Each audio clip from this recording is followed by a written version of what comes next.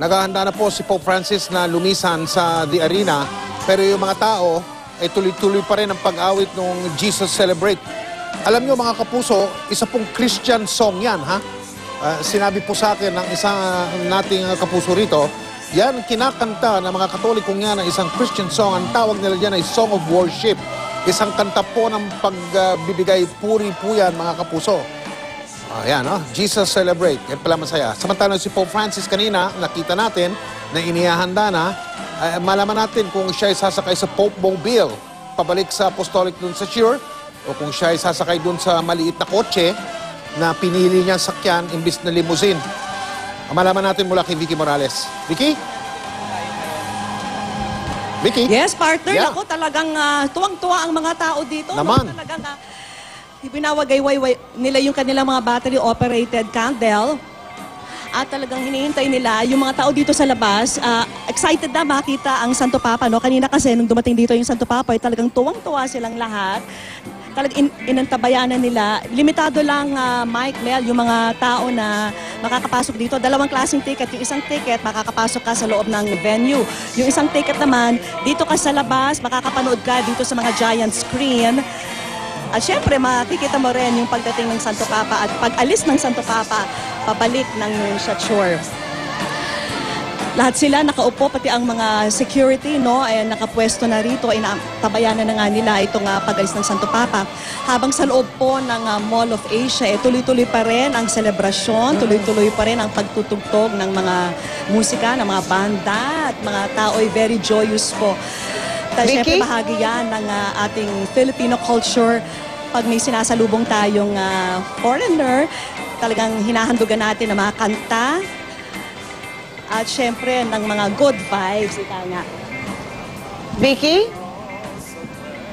Ay, yes, Mel? Oy, Vicky, maikwento ko lang sa iyo ha, kasi baka mangyari Yes. dyan eh. Bantayan mo mabuti Santo Papa ha. Alam mo kanina doon sa Manila Cathedral, aba nakalusot Santo Papa. Binabantayan namin doon sa front door ng Manila Cathedral. Hala, doon pala sa ibang daanan, dumaan ang Santo Papa.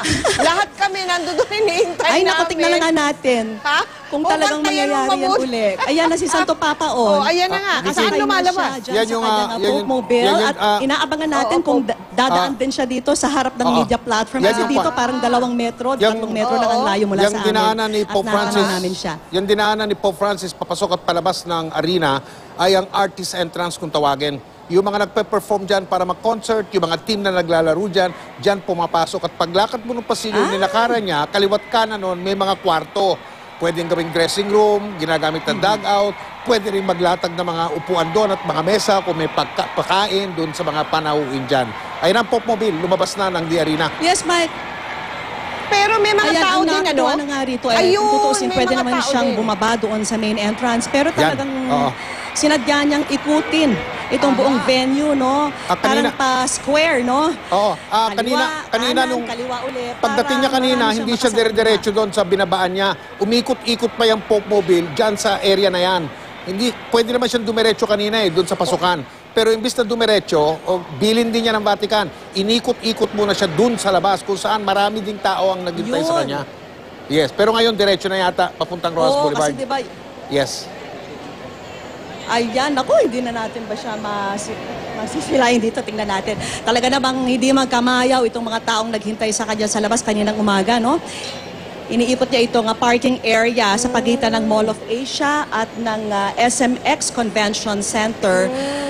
At kanina, ang daming natuwa rito dahil meron pa siyang baby na itinaas at hinalikan. Napakaraming magulang din dito na binuhat at kinarga sa balikat ang kanilang mga anak, no? Para nga makita nila si Pope Francis. Vicky, alam mo na, pag-alaman namin dito, kanina rin, na ang nakaschedule pala, Vicky, ang nakaschedule pala dapat ngayon na sasakyan ng Santo Papa ay yung closed vehicle niya. So parang, pero he decided, gusto niya, naka-Pope Mobile siya. Samantalang kanina, sa Manila Cathedral naman, dapat naka-open siya, nag-closed vehicle naman siya. So very fluid pala itong mga, well, at least these plans, no, para sa Santo Papa. Depende siguro sa mood, no, ng Santo Papa. Nakita niya siguro, napakaraming mga tao na gustong kumaway sa kanya, gusto niyang kawayan, kaya yan, naka-Pope Mobile siya ngayong gabi. Pasaan na ngayon yan, Vicky? Yes, o kanina nga papuntang Malacanang, 'di ba? Kanina papuntang Malacanang, closed vehicle ang ginamit niya. Siguro in my understanding, no, para siguro to characterize the state visit nature, no? Pero ngayon, after that, talagang Pope Mobile na siya all the way papuntang Okay. Manila Cathedral, papunta dito sa Vicky, MOA, for okay. the meeting of families. Vicky, alamin Yes. natin kung nasaan na ngayon yung motorcade. Nakalabas na ng Ross Boulevard eh. Si Jam Sisante ngayon ang nag-aabang papalabas ng area ng Mall of Asia ng The Arena. Go ahead, Jam. Jam? Gumagamit po kami ng ibang komunikasyon kasi ang mga signal po dyan Ay, hindi tayo nakakasigurado. Jam Sisante. Go ahead, go ahead. On the air ka na, Jam.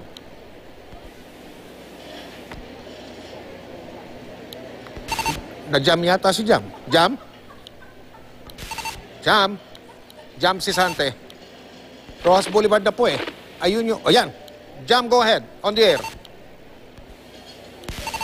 Jam, go ahead. On the air ka. Rojas Boulevard, mga kapuso. Hanggang ngayon, nandun pa rin ang mga tao. Standby na ako. Susan Enriquez. Susan Enriquez, nasaan ka? Mike Camel, eto na, ano, pakana na dito sa may EDSA extension. Pakana na dito sa Rojas Boulevard, itong convoy nitong si Pope Francis. Ayan, kumakaway si Pope Francis. Napakainit, no? Napakainit ng pagtanggap at paghiyaw ng ating mga kababayan dito kay Pope Francis. Ayan, makikita natin ang kanyang lumampas na dito sa may kinatatayuan ko. Ayan, at talaga namang yung mga kababayan natin hindi magkamayaw sa paghiyaw habang dumadaan ang convoy dito sa Pope Francis. Alam mo, Mel, Mike, yung bilang ng tao na dumaan dito mula kaninang dumating siya ay hindi nabawasan, bagkus ay lalo pa itong nadagdagan habang hanggang natapos ang kanyang aktibidad dyan sa MOA Arena. At ngayon medyo malayo-layo na, nasa may paanan na siya ng flyover dito sa EDSA at EDSA Extension at Rojas Boulevard. Tingnan natin kung sino naman ang makakakita dyan doon sa kanyang dadaanan pa. Mel, Mike? Ayan, lumalampas na nung flyover at pakalampas, tawiran na yung mga tao, kaliwat kanan. Ayun, bukas na kagad sa traffic. Ang galing EDSA, patungong direksyon ng Baclaran, ay ito na yung mga jeep at mga bus. Ito, malaman natin kay June Veneracion. June, nasaan ka? Kamusta dyan sa lugar mo? June? Mike, ang particular naming lokasyon ay nandito kami sa may paanan ng Buendia flyover. Dito sa may Rojas Boulevard. Hindi pa namin kita yung nguso ng convoy, Mike. Pero alam mo, nakakagulat ito. Akala namin kami na lang kanina dahil naggabi na nga. Kanina ang dami ng mga tao rito ang kapal. Pero ngayon, naglabasan na naman yung mga tao sa iba't ibang kalye, nagpupuntahan dito sa area na ito. Sabik na nag-aabang na naman sa pagdaan ng Pope Mobile ni Pope Francis. Ang nangyayari dito, Mike, nasa kaliwang side lang ang mga... Ganun pa bang karaming tao tulad nung papunta siya sa MOA? Oo, Mike. Napakaraming tao. Mike, sa kabilang side pala dumaan. Sandali lang, Mike, ha? Ako, sisilipin ko lang ng maigi. Hindi ba ruta? Mukhang napunta. Nag-fly for a while. Bibilis yan. Mike, nagkakaroon lang ng konti confusion. May dumaan kasi na convoy doon sa flyover. Pero ang alam kasi talaga rito, ang dadaanan ay dito sa ilalim ng Buendia flyover. Ako na. Same route nung dinaanan niya, papunta siya ng Mall of Asia Arena. At same route din nung dinaanan niya nung nanggaling siya sa Villamor Air Base. Baka naman sinadya yun na may nauna ng ibang mga nasa convoy kanina. Sino yung mga nauna? Yung ba yung mga itim na van? Kanina kasi inunahan siya noon eh.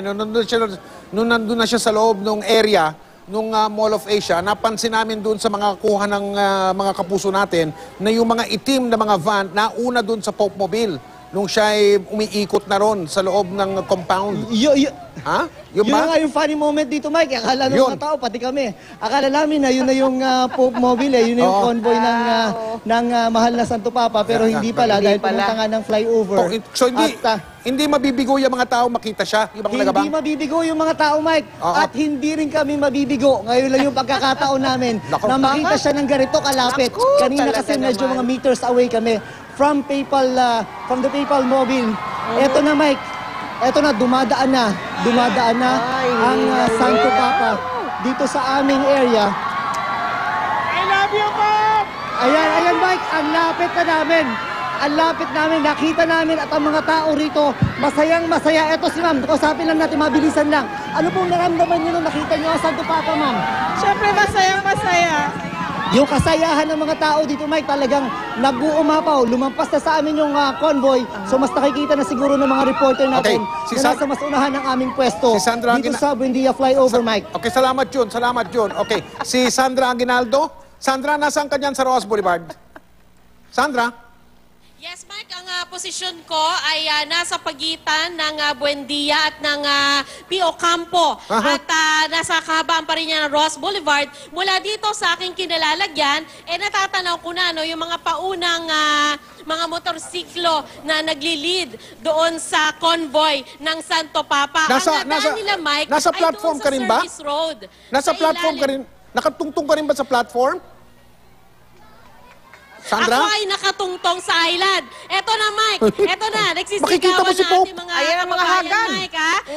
At maganda itong pwesto ko dahil kakaunti yung tao. Sa hinaba-haba na Ross Boulevard, dito lang yata kakaunti ang tao.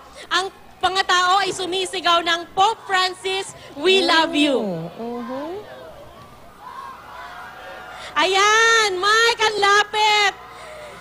Pope Francis! O, yan, kinawayan ka. Ayan, pati ako napakaway. Mahirap pigilan. Ayan, lumampas na sa amin si Pope Francis at papunta sa direksyon ng CCP. Mike? Samantala, tawagan po natin si Lay Alvis. Nasa Ross Boulevard pa rin. Lay? Yes, Mel. Kita na rin natin dito yung uso ng convoy ng ni Pope Francis. At yung mga tao talaga dito ay talagang excited na, no?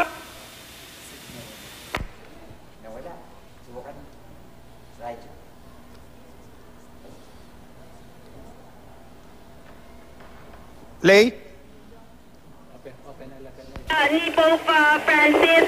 At eto naka-ready na yung mga tao sa kanilang mga camera. Yung mga cellphone nila nakataas na, yung mga tablet. At yung iba dito, Mike, kanina pang umaga ay talagang hindi pa umaalis, talaga inaabangan nila yung pagdaan dito ni Pope Francis. Ayan, nakikita na natin, Mike, yung nguso ng convoy ni Pope Francis. Naka-ready na yung mga kababayan natin dito, Mike. At umaasa nga sila na sana ay medyo mabagal daw sana yung andar ngayon para mas matagal nilang makita si Pope Francis. Eto na, malapit na sila.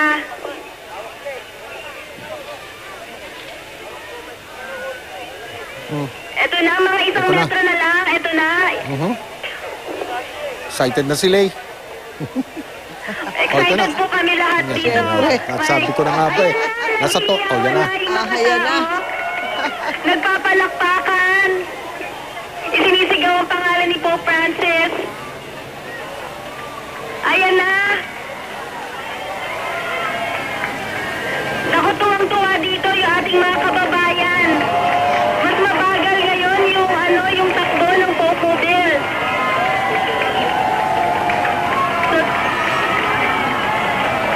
Ayan, kumakaway si Pope Francis. Kaya, tuwang-tuwa yung ating mga kababayan dito. Nandun na siya, pumasok na siya dito sa seat ng Quirino Avenue at medyo tanaw pa rin natin mula rito. Ayan, Mel Mike, nakalagpas na siya sa atin. Okay, Lay. Congratulations at ang lapit niyo dyan. Yes, Mike. Susunod na biyahe ni Pope Francis, palit tayo ha. Okay, si Jong Consulta ay makikita po yung pagliko ng motorcade ni Pope Francis mula sa Rojas Boulevard. Kakanan niya ng Quirino Avenue, papalik na sa Nunciature. Malapit sa kanto ng Quirino Avenue at Jong Consulta, John, nasan ka? Ngayon sa may Quirino Avenue at natatanaw na natin sa ngayon, Mike, itong liwanag ng convoy Pope Francis. Hindi na magkakayo, Mike, itong mga kapuso natin nandito ngayon at talaga namang inaasabayanan ang 78 taong gulang na Santo Papa, ang kauna-unahang Santo Papa na nanggaling sa Latin America. Sa mga sandali ito, Mike, nakaporma na rin itong mga kagawad ng kapulisan. At ito papalapit sa ating pwesto, Mike, itong mismong convoy ni Pope Francis. Sa mga sandaling ito rin, Mike, makikita natin yung mga kababayan natin. Ito na, talaga nakataas yung kanilang mga cellphone, naka-record, at sabik na talagang nais na masaksihan at makita na sa kasaysayan itong kanilang karanasan na makita sa kanilang buhay itong Santo Papa. Dumaan naman itong dalawang hagad na nasa unahan ng convoy ni Pope Francis. At eto na, palapit na ng palapit, ilang segundo na lamang at maaari na nating makatanaw itong mismo sasakyan ni Pope Francis. At eto na, medyo pinapatas ngayon ng mga agawad ng kapulisan itong mga tao, lapit na lumalapit. Palakas na rin ang palakas ang hiyawan ng mga kababayan natin. At eto na, Mike, sa mismo harapan ko na ngayon, dumadaan na ngayon itong sasakyan ni Pope Francis. At sa ngayon, hindi rin maawat mga kababayan natin sa pagpahayag ng kanilang magmahal kay Pope Francis. At balik po na dito kay Ruth sa kanyang pwesto na mahal na kita ngayon si Pope Francis na patuloy pa rin kumakaway sa ating mga kababayan. Balik po yung Mike. Kapuso, si Ruth Cabal po ay nandoon na malapit sa Apostolic Nuns Church. Tawagan natin si Ruth. Natin ang Santo Papa, kaya nakikita nyo, naghihiyawan, may mga nagtatalunan pa nga ng mga tao dito at halos lahat ay nakataas yung kanilang mga kamera. Alam mo, Mel, halos buong araw, hindi nawala ng tao dito sa Taft Corner, Quirino Avenue dahil nandito nga yung Papal Nunciature. Kung tutuusin, actually, pang-apat na beses na siyang nasilayan sa lugar na ito ng mga tao, pero talagang walang patid yung dating ng mga tao. Kanina nga, few seconds lang bago dumaan ng Santo Papa, may mga tumatakbo pa at humahabol pa na masilayan itong si Pope Francis. At ito ay slowly ay papasok na siya doon sa loob ng Papal Nunciature. Ito yung kanyang official residence. At nakita na nga natin kanina bahagyang huminto muna. Ayan, at kinakausap niya yung ilang mga tao na nandyan sa labas ng Apostolic Nunciature. Kanina kasi matagal na naghihintay ang mga yan. Nakita natin na medyo matagal na nakalabas na yung mga camera. Kasama pa nga dyan yung ilang mga residente na dito lang nakatira sa paligid ng Apostolic Nunciature. Kaya hanggang ngayon, tila yung mga kababayan natin dito, tila high na high pa rin. Ayan, kumakaway sila sa camera, no? Tila talagang frenzy pa rin na talagang masayang-masaya yung... Magpapasalamat na kami sa iyo, Ruth Cabal. At papahingahin na ho natin ang ating Santo Papa, pero huwag kayong bibitiw. Tuloy ang ating special coverage sa pagbisita ng People's Pope sa Pilipinas dito sa 24 Oras.